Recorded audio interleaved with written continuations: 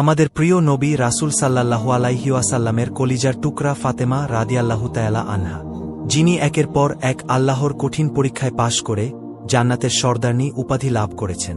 মা ফাতেমার অন্তর ছিল উদার। তিনি সবসময় নিজে না খেয়ে ক্ষুধার্তকে খাইয়েছেন। ঘরে খাবার না থাকায় শুধু পানি খেয়েও রোজা অতিবাহিত করেছেন। তার এমনই একটি কষ্টের রমজানের কথা আজ বলবো। খোশ আমদেদ মাহে রমজানের আনন্দ মদিনার চারিদিকে ছড়িয়ে পড়ল।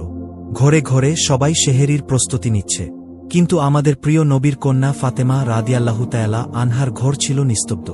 সারা রাত ইবাদত করার পর ফাতেমা রাদিয়াল্লাহু তাআলা আনহা সেহেরি খাবার জন্য এগিয়ে গেলেন, কিন্তু তিনি জানতেন যে ঘরে শুধু পানি ছাড়া আর কোনো খাবার নেই। তাই তিনি একটু পানি পান করে আল্লাহর কাছে প্রার্থনা করে বললেন, হে আল্লাহ, তোমার সন্তুষ্টির জন্যই আমি এই রোজা রাখছি। তুমি যদি আমাদেরকে অভাব দাও, সেটাও তোমার রহমত।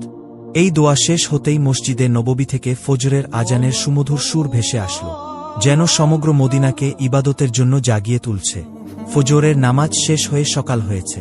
মসজিদে নববী থেকে নামাজ শেষে সাহাবীরা বের হচ্ছেন, আর মদিনার চারদিকে লোকজন বের হয়েছে জীবিকা নির্বাহের জন্য।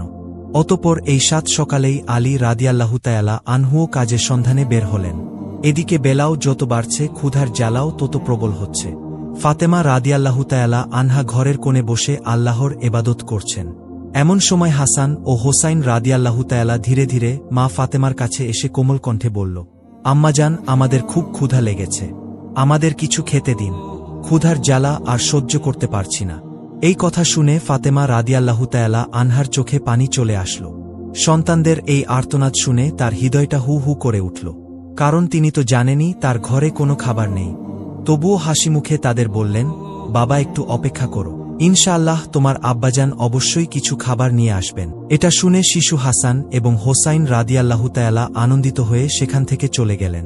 কিন্তু তিনি নিজেও প্রচণ্ড ক্ষুধা নিয়ে আলী রাদিয়াল্লাহু তাআলা আসার প্রতীক্ষা নিয়ে ইফতারের অপেক্ষায় আছেন। তখন তিনি আল্লাহর কাছে দোয়া করে বললেন, হে আল্লাহ, তুমি আমাদের রিজিক দাতা, তুমি আমাদের রিজিক দাও, তুমি আমাদের সন্তানদের কষ্ট সহ্য করার শক্তি দাও, তুমি আমাদের ঈমান মজবুত রাখো।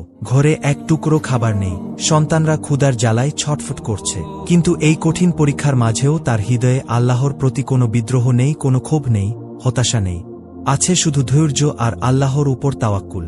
এদিকে প্রায় দুপুর হয়ে এলো, কিন্তু আলী রাদিয়াল্লাহু তাআলা আনহু তখনও কোনো কাজের সন্ধান পেলেন না। তখন বাড়ির কথা ভাবতেই আলী রাদিয়াল্লাহু তাআলা আনহুর চোখে পানি চলে আসলো। অবশেষে আলী রাদিয়াল্লাহু তাআলা আনহু এক সাহাবীর বাড়িতে গেলেন এবং সালাম দিয়ে বললেন, ভাই, আমাদের বাড়িতে কোনো খাবার নেই, একটি কাজের সন্ধান দিতে পারবেন?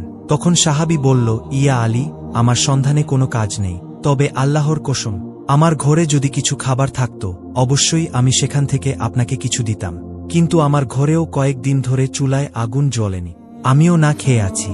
এই কথা শুনে আলী রাদিয়াল্লাহু তাআলা আনহু স্তব্ধ হয়ে গেল। তখন তিনি সান্ত্বনা দিয়ে বললেন, নিশ্চয়ই আল্লাহ তাআলা কোনো না কোনো ব্যবস্থা করবেন। অতঃপর আলী রাদিয়াল্লাহু তাআলা আনহু আবারও কাজের সন্ধানে বেরিয়ে পড়লেন। কিছু